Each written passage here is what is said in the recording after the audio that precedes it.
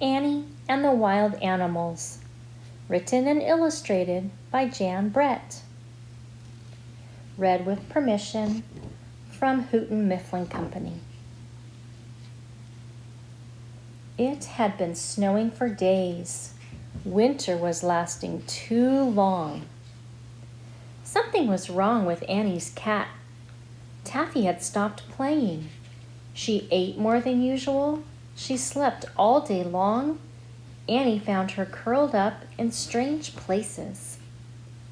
One morning, Annie could not find Taffy anywhere. She looked and looked, but Taffy was gone. Annie was very lonely. I need a new friend, thought Annie.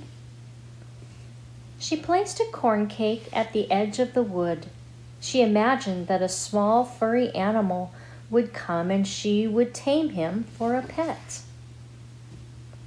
The next morning, the corn cake was gone. In its place stood a giant moose. He's too big to tame, thought Annie. I'll have to try again. That night, Annie left another corn cake at the edge of the wood. The next morning, the moose was back and a snarling wildcat was there too. He's too mean to tame, thought Annie. Annie placed more corn cakes at the edge of the wood. The next morning, a big, growling bear was there with the moose and the wildcat. He's too grumpy for a pet, thought Annie. Annie made as many corn cakes as she could and left them at the edge of the wood. At dawn, Annie heard the snarls and growls of the wild animals. There was a moose and the wildcat and the bear. They had been joined by a stag, his family, and a large gray wolf. Not one of them is soft and friendly like Taffy, thought Annie. All the next day, Annie made corn cakes and left them at the edge of the wood. All night long, she heard the sounds of the wild animals eating the corn cakes. Annie awoke to find a great nose stuck through her window. It belonged to the moose, who was still hungry. There were wild animals everywhere. They roared for their next meal.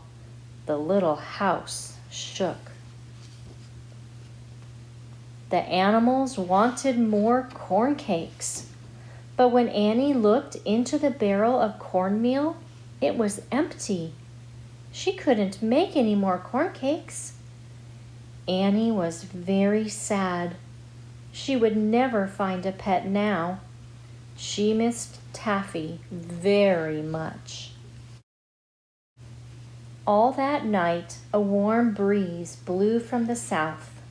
The snow melted and new buds could be seen on the plants and trees. The wood was coming alive again. By the next morning, the wild animals had gone back to the wood. They would find food there, now that spring had finally come. Then, as unexpected as the warm spring breeze, Taffy walked proudly into the yard. "Taffy!" Annie exclaimed. "You have come home! Where have you been?" Taffy turned and looked back the way she had come. Out of the woods came 3 soft and friendly kittens. Annie would not be lonely anymore.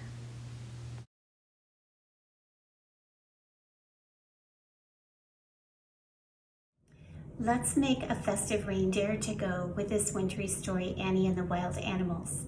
You'll need a piece of watercolor paper. You'll need a pencil for drawing and a waterproof marker for outlining. You'll need a brush if you're going to paint.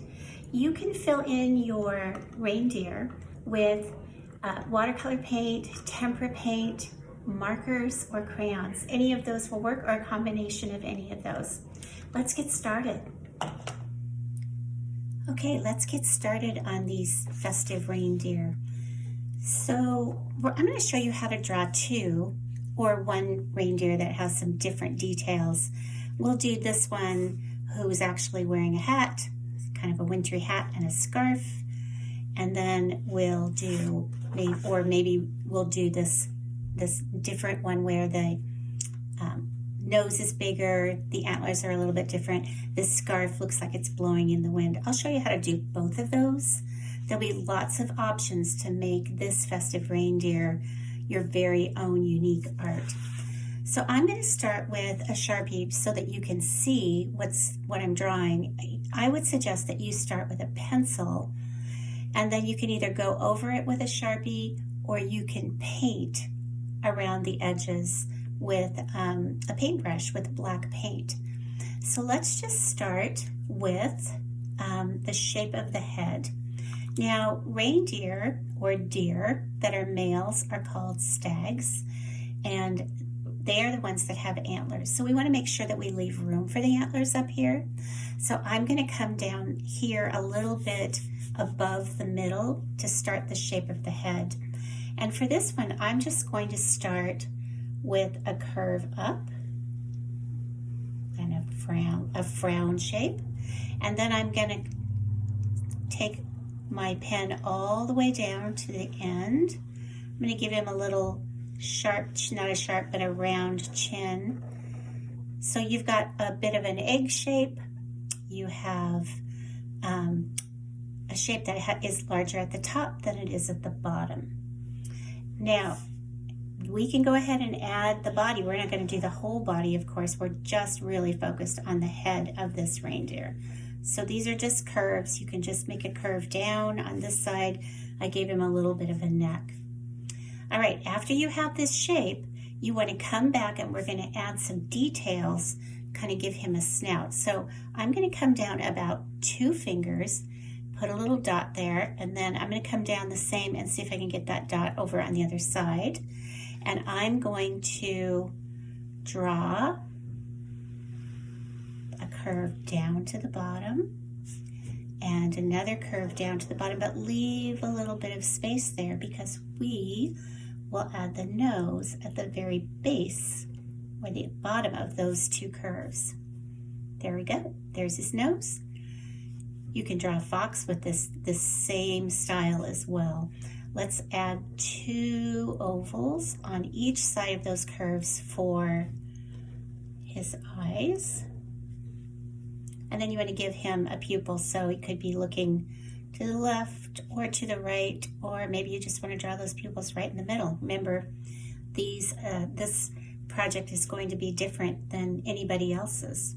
All right, so we're going to add some ears, and the ears are kind of on the side of the head because the antlers are going to come up here on the top.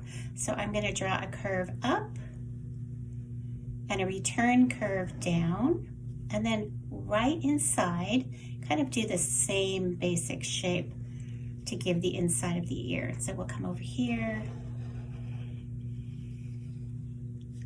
Remember, if they're not perfect, don't worry about it. All right, so there's the basic shape of my reindeer. And now I'm going to add some curvy antlers. And I'm going to start right over here at the base of the ear on the top. And I'm going to curve up to the very top of my paper. And then I'm going to curve down, back up, down, back up, giving him those little knobs that they grow on their antlers. There's one antler. Okay, we're going to do the same on this side. We're going to come up to a curve and then down. Doesn't have to be the same. I don't think their antlers always look exactly the same on each side anyway. Okay, I'm going to come all the way down here. Good. Really good start. All right, let's add a hat to this reindeer. Let's start up here. Reindeer don't really wear hats, but this could be a storybook reindeer for sure. So I'm just going to start my hat right underneath this antler right here, and I'm going to come all the way up, and I'm going to cross over, come all the way up, and stop right up there, because this hat can come around. You can see I'm just skipping over, and then this hat can actually come around over here, kind of like a Santa hat, and then we can add, well, if you're doing it with pencil, just draw a circle here. I'm going to do this pom-pom with my pen, but when you do yours with your pencil, you can go over it and you can paint it any color you want. So let's add a brim or kind of an edge on this hat, and maybe this is what keeps it on his head, these little ridges. It's like on a fur hat. If it's a Santa's hat, you can just add some red paint, or you can also use markers for this project. You can watercolor, you can use tempera paints to fill in the color. We'll get to that part next. All right, I'm just going to give it some stripes, and then I know because it's curving over that the stripes are probably just going to bend over this way. All right, there's that cute hat that goes on that reindeer. And then let's give him a scarf. So I'm going to come around here, give him a scarf. Now, this scarf can be blowing in the wind like the one I showed you. I'm going to give it a little edge there. Come back over here, and maybe that's all you want to do. I'm going to give this one some stripes, because you can add polka dots or stripes or any sort of fun decoration. Now, if we want to show the other side of this scarf, we can just make another piece of that scarf coming from the back of him. Of course, once again, deer and reindeer don't wear scarves, but they probably do in stories, imaginative stories. All right, that's the first one. I'm going to turn this over, and I'm going to draw the other reindeer on the back just quickly so that you can see how to draw the other one. This one comes down also, leave room for the antlers. Just give yourself a nice big oval. Doesn't have that sharp, that rounded part at the bottom. Two great big nice round eyes. This one is very cartoony. There's his pupils. This one has a very large nose at the bottom. And then also, I'm just going to do this easy curved body. And his ears are the same on the sides of his head. I'm going to make these just a little bit larger than the other one I did. There's that inside to show the inside of their ears. And then these antlers are just really lines that are following each other. So you can put a point on them, and then you're just going to add those same lines over, back and forth. Or you can put points on them. There. We'll give him another little knob there, and same on the other side. And then you can go ahead and give him a scarf as well.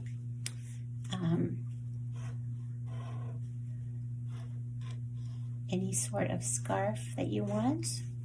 Get this one nice big there. And then a scarf that comes around. And this one can be flying in the wind. Maybe this reindeer is running or flying. And then you can add any sort of details to make it more whimsical, more fun, more imaginative, more creative. This one's got polka dots. All right, there we go. Okay, let's get started. I'm going to use watercolor on this one, and then I'll show you a finished piece where I used tempera paints on another one. You could also use crayons or markers. And if you used crayons, you can always watercolor a background over the top because that, again, the crayon will resist the watercolor. But for this one, I'm just going to use watercolor. And I'm going to start by painting the inside. Usually on a picture like this, you want to start your paint on the inside and then work out. I'm also going to do a little bit of color mixing for this guy because I have a brown, but it's pretty dark. So I want to make it a little bit lighter. I'm going to start this area with a yellow, with some yellow mixed with a little bit of brown to make kind of a tan color.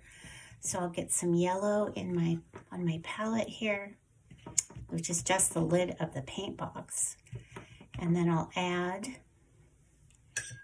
washing my brush off, a little bit of brown to make kind of that tan color. What do you think? I like it.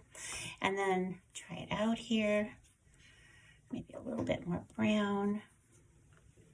Yeah, and then this space, I'm just going to do this kind of lighter brown or this tan.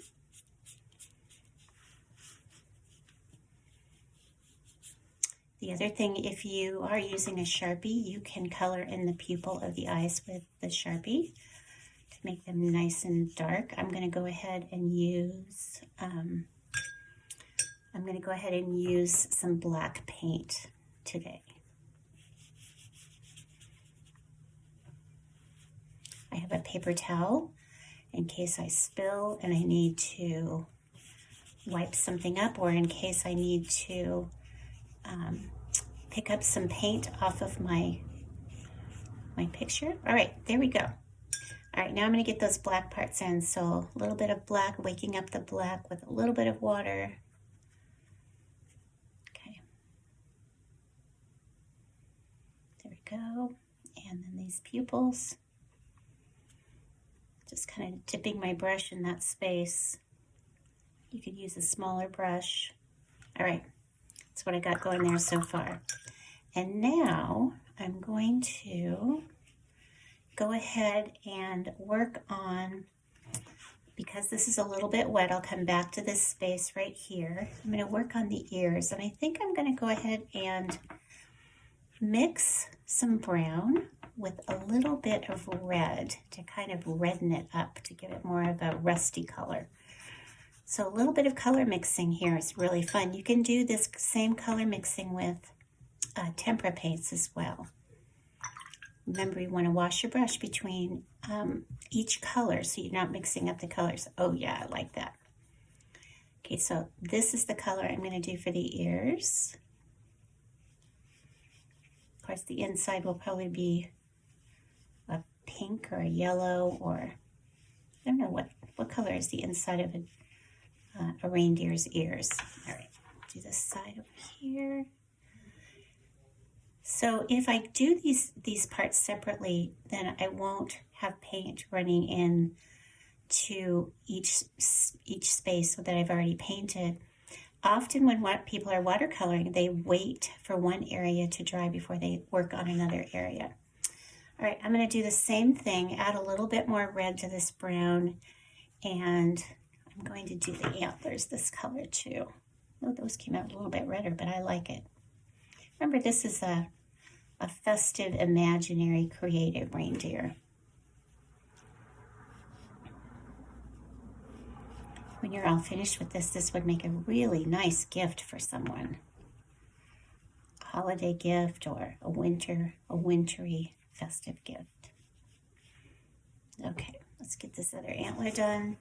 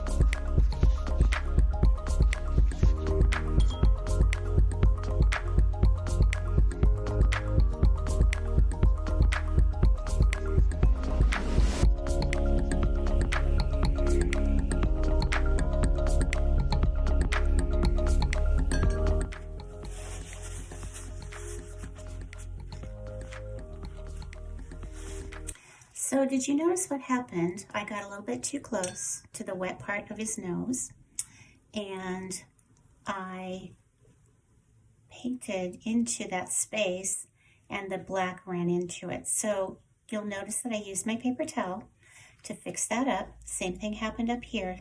Let it dry just a little bit, spend a little bit more time letting it dry, and then come back to it. I like this little place right here because it looks like a shadow.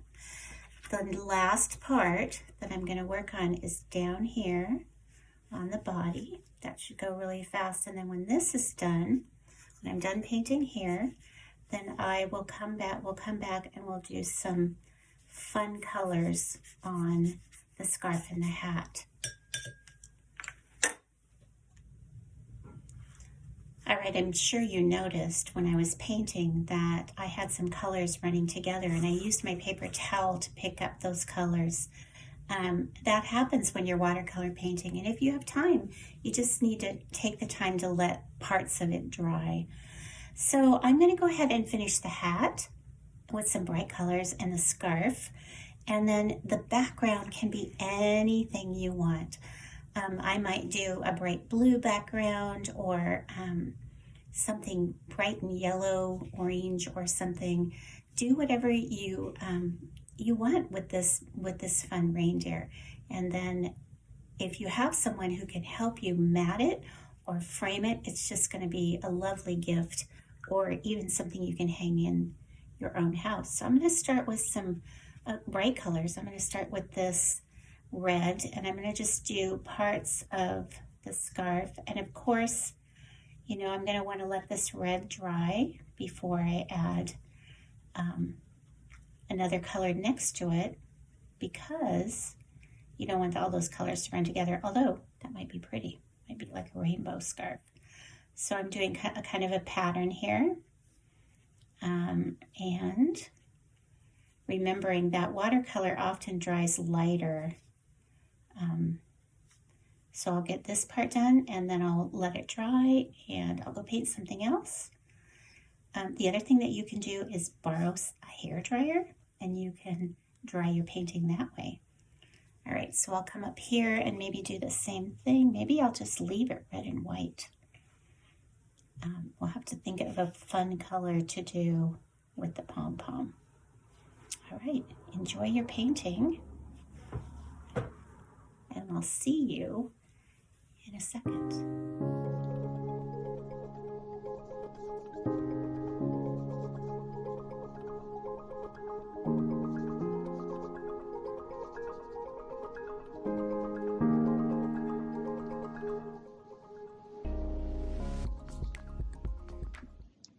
Okay, I think I'm finished with this one. I decided to go red and white for the hat and the scarf. I might go back later on and add a color, but I kind of like it the way it is. I did the pom-pom red. While I was finishing this up, I was thinking about other ideas to finish your painting. I painted the background blue and added some salt to make it look like a wintry scene. But you could also cut this reindeer out and glue it onto a really nice background. I'm working on a piece of blue mat right here. This would be fun. So many possibilities. Let me show you a finished piece done with tempera. Tempera is the paint that comes in bottles, or it also comes in these cakes. Let me take this out for you to see. Tempera, if you're in school, you probably are using tempera on a paper plate. But these are tempera cakes, and you just add a little bit of water to wake them up, just like the watercolors. So that's what I used for this one. Some brown, some red, and then a background. And then you'll notice that the outside was done with just a small brush and some black tempera. All right, have fun. You can create a whole herd of these fun festive reindeer.